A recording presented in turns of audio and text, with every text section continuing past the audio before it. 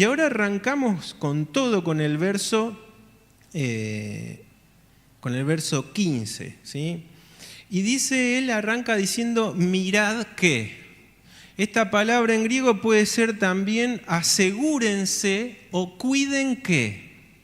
Y ahí empieza una lista de imperativos que nos corresponden y no podemos zafar de esto. Es obligación, son deberes de todo cristiano también para con nosotros mismos y para con Dios.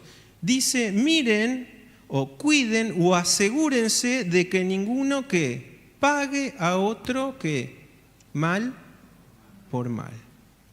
El ejemplo supremo de esto es Cristo, ¿no? Y Pedro dice ahí en 1 Pedro 2:23, quien cuando le maldecían no respondía con maldición, cuando padecía no amenazaba, sino que encomendaba la causa al que juzga justamente. Básicamente lo que se nos prohíbe acá es a tomar venganza, a tomar represalia. Dice, antes de pensar en pagarle a alguien mal por mal, a tu hermano porque le está hablando a la iglesia, ¿qué hay que seguir? Siempre lo bueno unos para con otros y para con todos. Si hay algo que vamos a ver cuando leemos las cartas de Pablo, es lo que él utiliza como siempre, todos o continuamente. Lo vamos a ver esto y ahora vas a ver que si lo leemos, contá las veces que Pablo lo nombra y hasta puede llegar a resultar hasta saturante, pero no es la vara que Pablo pone. ¿La vara de quién es? De Dios. Es lo que Dios nos exige por ser sus hijos, ¿no? Porque decimos, qué privilegio, y siempre se habla de los privilegios, sí, pero esos privilegios también demandan de nosotros, como también dice la palabra, vivan dignamente o acorde al llamamiento que tuvieron. Porque Dios me eligió a mí y a cada uno de ustedes desde antes de la fundación del mundo con un propósito. Entonces, ¿cómo podemos nosotros hacer esto? ¿De qué forma? Bueno, la forma es siendo sensibles y totalmente maleables a perdonar al hermano. Si nosotros somos resistentes a perdonar, entonces lo primero es, me la hizo y estás buscando la ocasión de, ya se la voy a devolver. Así esto no queda, ¿no? Hay una resistencia a pasar por alto la ofensa. Imagínense ustedes si todos tuviéramos estas intenciones con cada uno del hermano, que a veces son tonteras, pero nosotros las potenciamos, ¿vieron? Porque me lo hicieron a mí, se subió. Se le hicieron a otro, bueno. Pero cuando te hacen algo a vos, parece que, ¿no? Sos el ombligo del mundo. Las mujeres estuvieron con Miriam, ¿no? Con Vicio, y ella dijo algo importante en cuanto a la madurez. Dijo, la falta de perdón limita la madurez espiritual, ¿no? Eso lo dijo en la primera disertación. Y es totalmente cierto, Jesús mismo esto se lo dice a sus discípulos y al mismo Pedro. Estuvimos hablando de Pedro el domingo pasado. ¿Cuántas veces, hermano, Señor, voy a perdonar?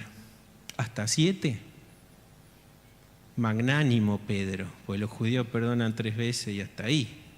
¿Y qué dice Jesús? No te digo 7, te digo... Significa que yo tengo que contar, ¿no? ¿Cuántos años llevan en la iglesia? Y algunos 30 años, ¿no? ¿Contaste las faltas de tus hermanos? ¿Llegan a 70 veces 7? Bueno, lo que Jesús quiere decir acá es que siempre, es un número hiperbólico, ¿no?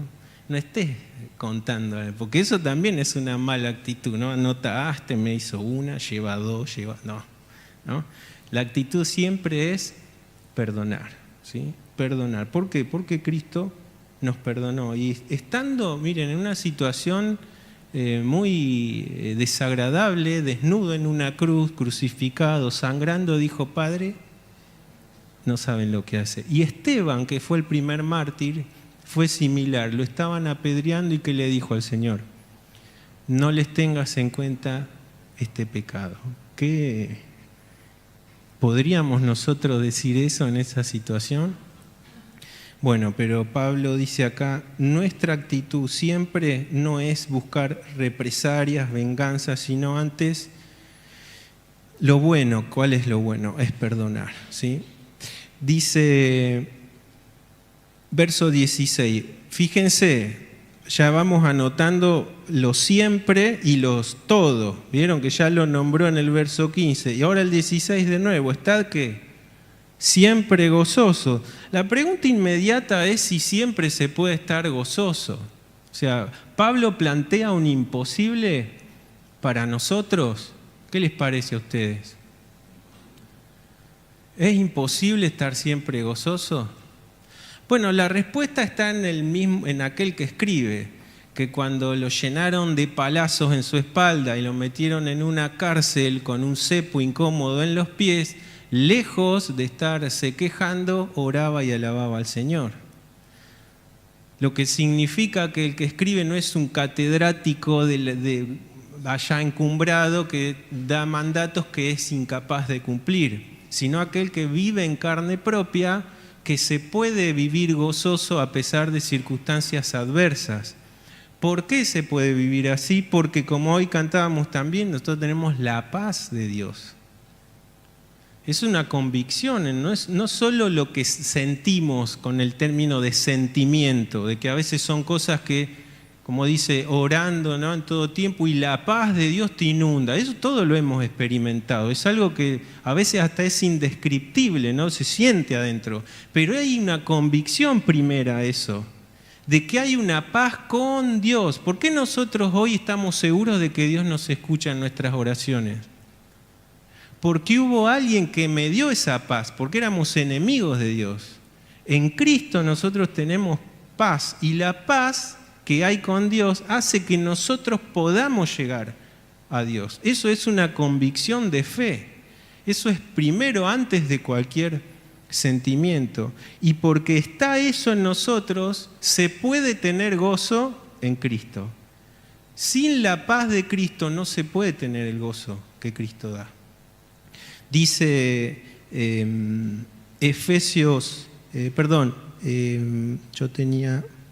Filipenses 4:4, fíjense, Pablo también escribe ahí, regocijaos en el Señor siempre. Otra vez esta palabra, ¿no? Otra vez digo que regocijaos. Y acá cuando él escribe del regocijo filipense, él estaba preso. Fíjense que dos cosas que vos decís de un hombre que está en situaciones terribles, que nunca de nosotros hubiese quizás pretendido salir el gozo. Sin embargo, Pablo, el gozo es algo constante en su vida. Por eso dice, he aprendido ¿a qué? A contentarme cualquiera sea mi situación. ¿Por qué? Porque él tuvo capacidades sobrenaturales. No, por eso dice, todo lo puedo en ¿quién? Si no estamos en Cristo es imposible, hermanos, estar siempre gozosos. Por eso cuando uno lee los siempre y los todo de Pablo, vemos como que es un peldaño muy alto. No vamos a cumplir esta expectativa. Sí, hermanos, se puede cumplir. Y no solo en Pablo, a lo largo de la historia del cristianismo, los cristianos que padecieron persecución y que aún cantaban yendo al circo romano, lo podían hacer porque tenían la paz y el gozo que Cristo puede dar en los corazones. Fíjense el verso 17, orad sin cesar es siempre, en todo tiempo. Y alguno podrá decir, es imposible estar. Bueno, no significa que hay que estar con los ojos cerrados todo el tiempo, ¿no? Pero es la actitud de comunión con Dios. Eso es Pablo. No se olviden. No interrumpan las reuniones de oración. No dejes de orar en tu recámara, como dijo Jesús, cerrada la puerta, intimidad con el Señor. No interrumpas esto, que sea algo constante, que haya una necesidad de comunicarte con Dios, con tu Creador, con aquel que te salvó. Dice Efesios 6:18, orando otra vez, fíjense, en todo tiempo, con toda oración y súplica en el Espíritu, velando el ello con toda perseverancia y súplica por todos los santos. ¿Cuántas veces apareció la palabra todo ahí? No sé, como 5 veces, 1, 2, 4 veces, ¿no? Otra vez la vara, ¿no? La vara ya. Parece muy lejana la vara. No. La vara se puede alcanzar estando siempre en el Espíritu. Y Filipenses 4, 6 y 7 dice: por nada estéis afanosos, sino sean conocidas vuestras peticiones delante de Dios, otra vez, en toda oración y ruego, con acción de gracias. ¿Y cuál es el resultado de esto? La paz de Dios, que sobrepasa todo entendimiento, guardará vuestros corazones y vuestros pensamientos en Cristo Jesús. Este texto es uno de mis favoritos. Ahora, en la oración, es cierto que Dios es omnisciente, pero hay otra cosa que es la aceptación de nuestra oración. A pesar de que somos hijos, hay obstáculos también en nuestra oración. Por ejemplo, yo anoté 5 nada más para hacerlo rápido. Pedir con egoísmo. Lo vimos en Santiago. Dice 4.3 de Santiago: piden y no reciben porque piden ¿qué? Piden. ¿Por qué piden mal? Porque piden para gastar en sus propios deleites. Primera condición: si pedís a Dios con egoísmo, olvídate de que Dios atienda tu oración. Porque si hay algo que Dios no fue con vos, fue egoísta. Miren, si Dios fuese un Dios egoísta, ¿qué estaríamos haciendo acá? ¿No? El segundo, tener pecado en la vida. Esto no es que no podemos pecar, o sea, todos los días algún pensamiento se nos cruza, ¿viste? Algo no implica esto, sino el albergar un pecado diario y habituarnos a una práctica de pecado. A eso se refiere. Dice, por ejemplo, el salmista, Salmos 16, 66, 18: si en mi corazón hubiese yo mirado a la iniquidad, el Señor no me habría escuchado. Esto habla de algo no confesado, no hay arrepentimiento. Lo tengo ahí porque me regocijo en eso. Entonces, si vos tenés esta actitud, el salmista es muy claro: el Señor, Él lo sabe todo, pero hay que ver si va a atender tu oración. El tercer punto es no ayudar al necesitado. Dice Proverbios 21:13: el que cierra su oído al clamor del pobre, también él clamará y no será oído. Ay, no, pero esto es de Proverbios, es del Antiguo Testamento. No, querido, nosotros vimos acá 3 grupos de carenciados. Estos también son pobres en la iglesia.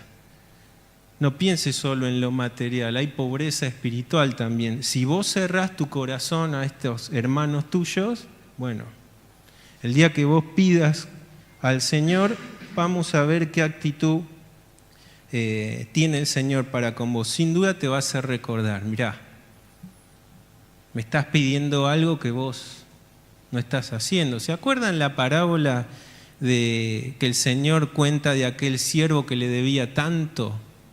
¿No? ¿Y qué hace? Le perdona la deuda. Pero ¿qué actitud tiene él con otro que le debía? ¿Y qué pasó? Los consiervos se enojaron, se lo dijeron y terminó ¿qué? Con juicio, ¿no? Porque lo mismo que Dios hizo, hermano, para con cada uno de nosotros, se nos reclama, es un deber de nosotros también para con nuestros hermanos. El 4, no perdonar.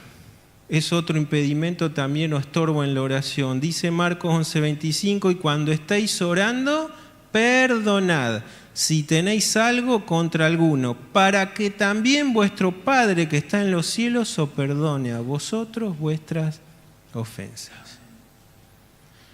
Hoy nos vamos a juntar a orar. ¿Tenés alguno acá?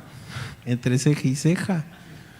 Quizás no con albergar rencores, o quizás sí. Bueno, perdonalo delante del Señor. Después quizás andá a buscarlo y arreglar las cosas, pero primero delante de Dios.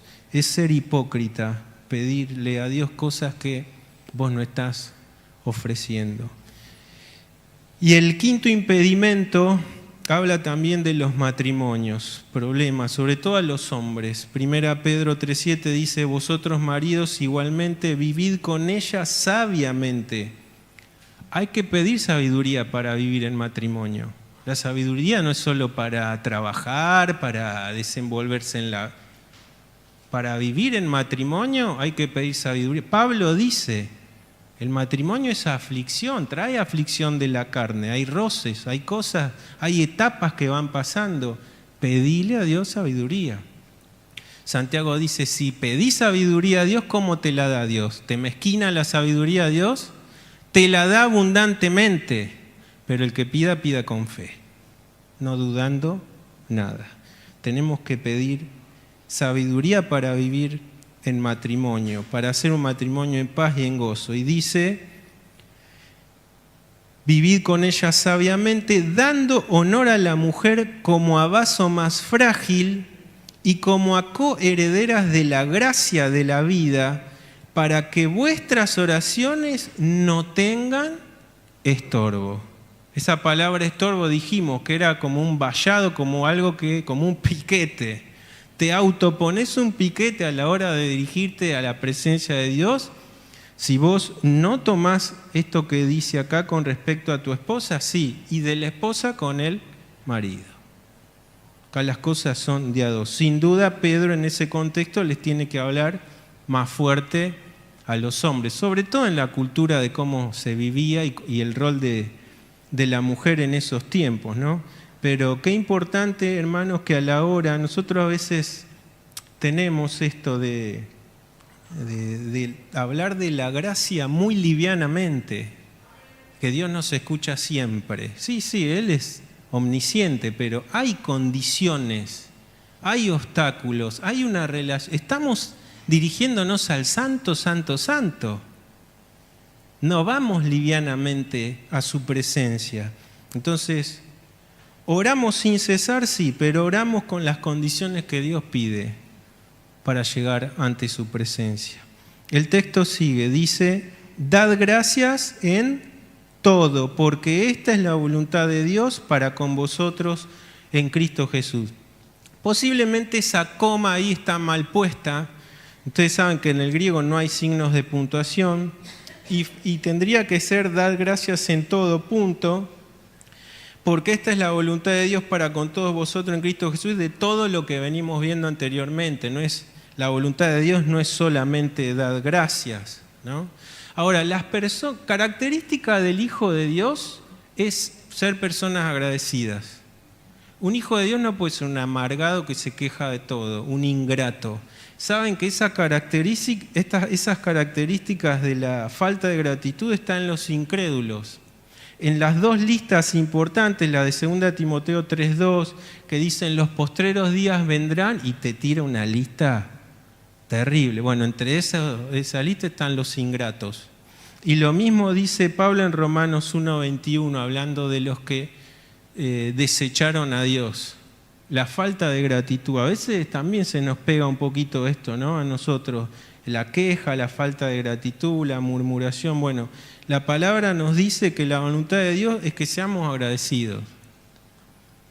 Y yo entiendo, hermanos, que hay situaciones en las que es difícil ser agradecido.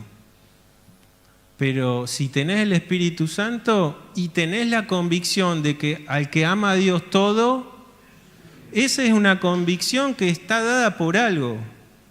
Porque si es en esa certidumbre de fe vos estás flaquito y lógicamente no vas a poder agradecer en todo.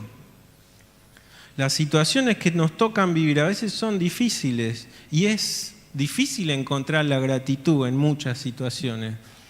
Se puede hacer si tenés fe y si estás lleno del Espíritu Santo para poder hacerlo.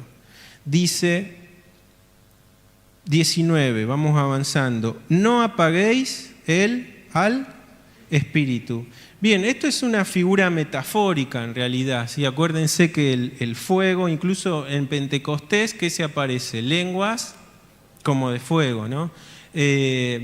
Lo que significa acá, nosotros no podemos menguar a Dios, es Dios. ¿Qué podemos hacer nosotros ante Dios? Nada.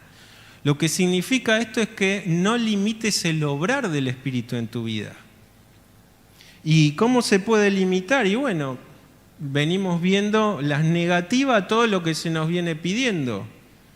No llenar nuestra cabeza con cosas de la carne y no con cosas del Espíritu. Por eso Se nos llama a no contristar al Espíritu, por ejemplo ahí en Efesios 4:30. Se nos llama a ser controlados por el Espíritu en Efesios 5:18 y a andar en el Espíritu en Gálatas 5:16.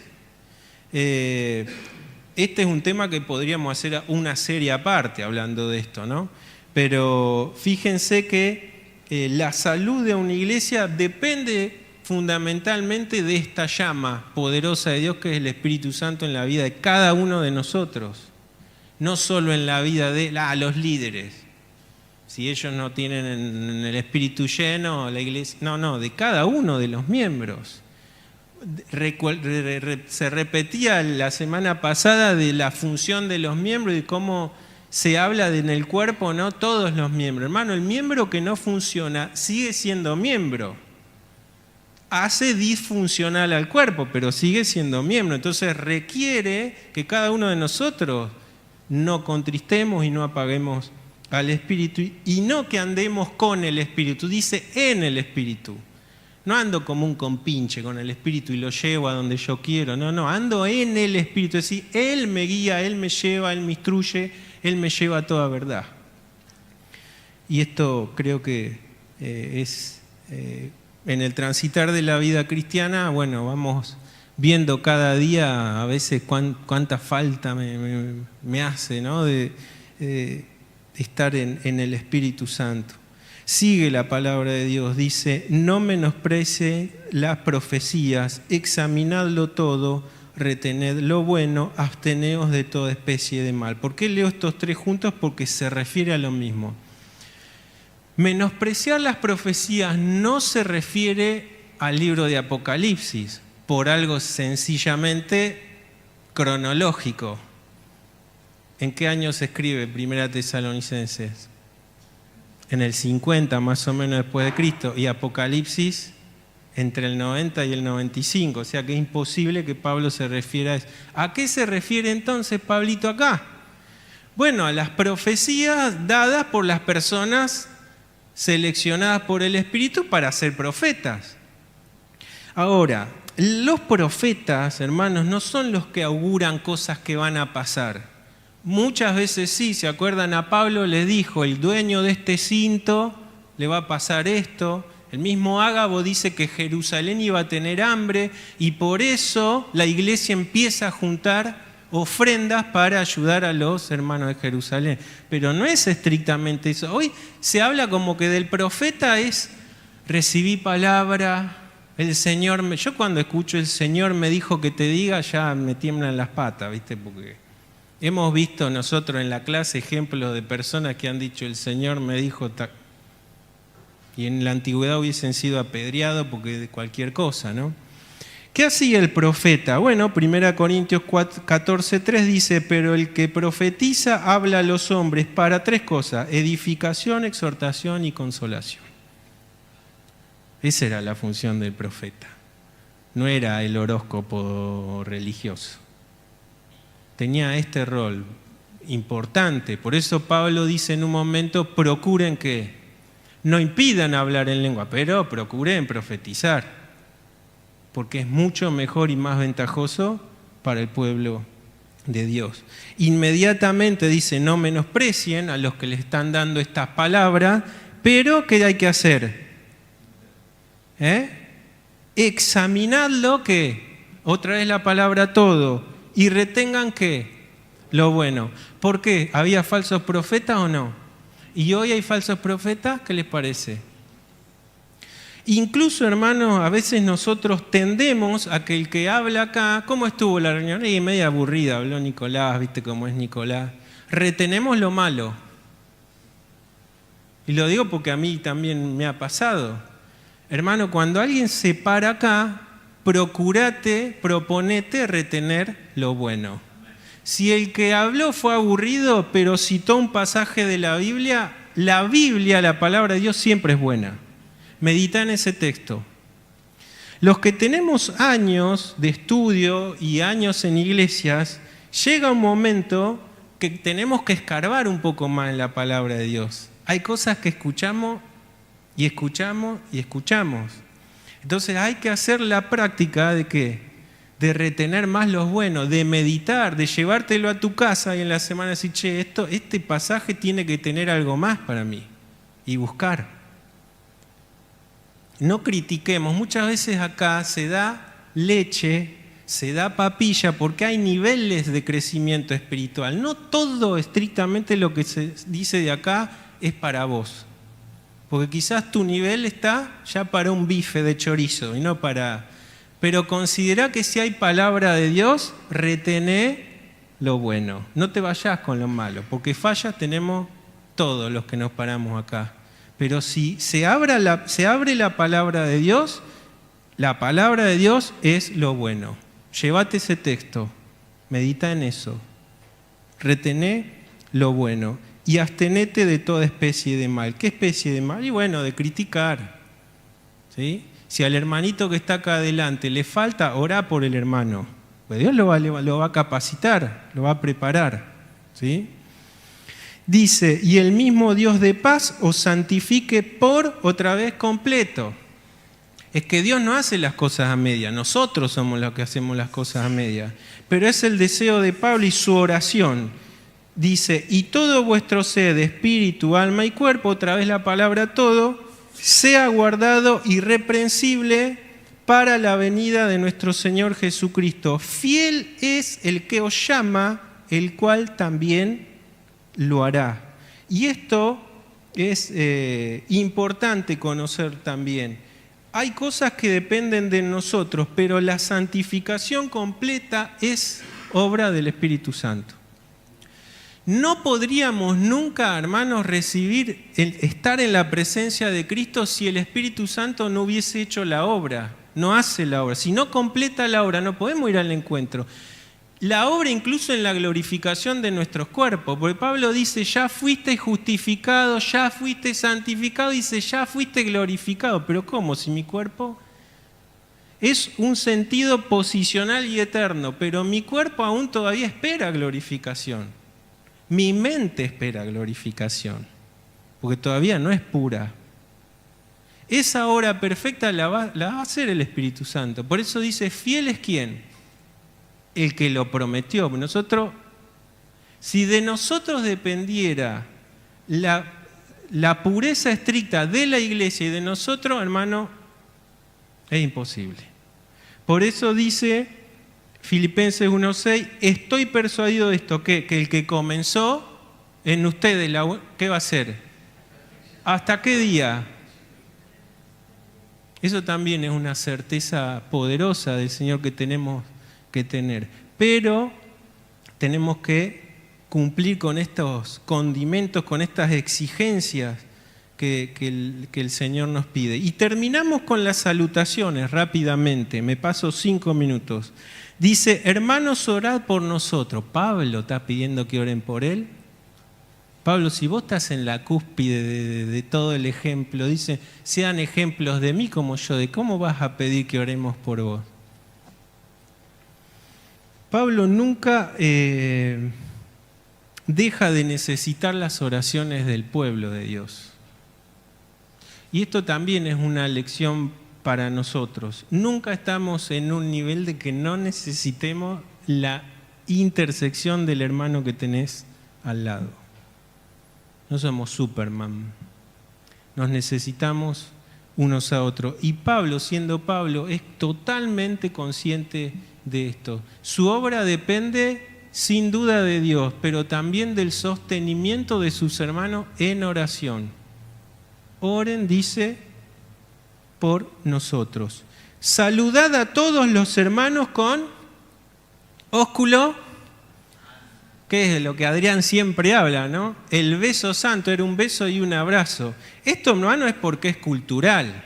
Andá a darle un abrazo y un beso a un yanqui, ¿no? O a otras culturas.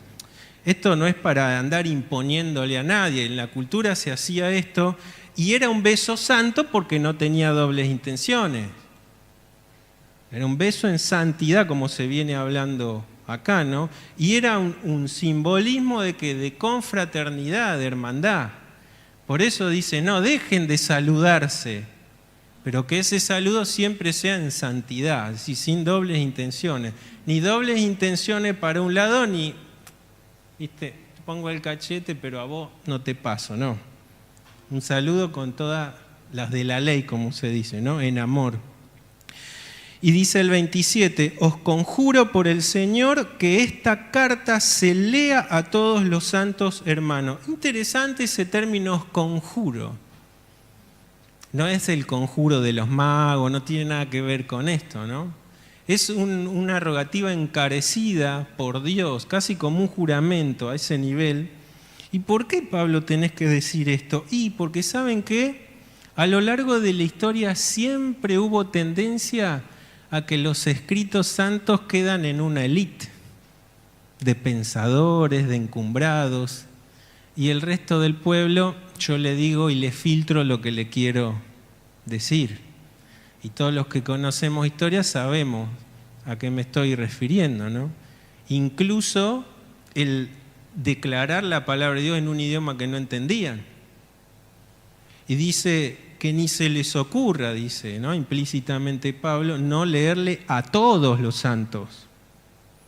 Todos los que se congregan tenían que escuchar. ¿Por qué? ¿Porque era la carta de Pablo?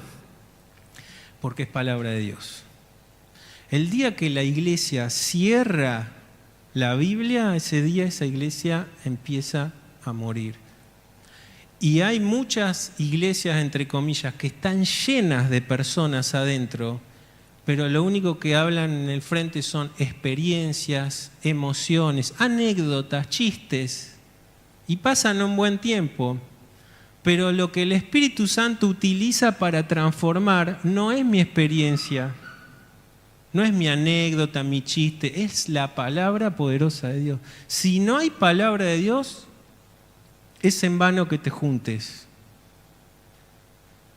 Por eso es importante, sobre todo en estos tiempos, distinguir también lo que se habla, ¿no? En los futuros tiempos, la apostasía. La apostasía no es algo, a veces vemos la apostasía como el que... No, sí, la apostasía ya es dejar de hablar la palabra de Dios desde un púlpito. Pues ya estás negando lo que encarecidamente Dios, desde el Génesis hasta el Apocalipsis, insistió que su palabra quede escrita. ¿Para qué? ¿Para guardarla? ¿Para que pertenezca a un círculo de élite religiosa? No, para que llegue a todos. Por eso la Reforma fue tan poderosa, porque el Espíritu promueve en todos ellos que la palabra de Dios llegue a todos. Y utilizando la imprenta, hacen traducciones y empieza la gente a conocer, pero lo que a mí me decían. Y por eso la verdad solamente está en la palabra de Dios. Y esa verdad puede hacerte libre. Es la única verdad que nos da libertad. Termino. La gracia de nuestro Señor Jesucristo, dice Pablo, por medio del Espíritu lo guía a decir esto, sea con vosotros. Amén. Empieza hablando de la gracia en el inicio de esta carta y termina con nuestra vida. Si no fuese por la gracia de Dios, hacemos agua en todo. Y Pablo en cada carta de él, si bien era un formalismo entre comillas, la gracia está presente en toda la palabra de Dios. ¿Por qué? Porque sin la gracia de Dios, Pablo mismo dijo, pude trabajar más que todos ellos. Hablando de los demás apóstoles, qué osado Pablo, no fui yo. ¿Qué fue? La gracia de Dios conmigo. Hermano, lo que puedas hacer para el Señor, no te vanaglories de nada. Es la gracia de Dios con cada uno de nosotros. Que Dios bendiga su palabra.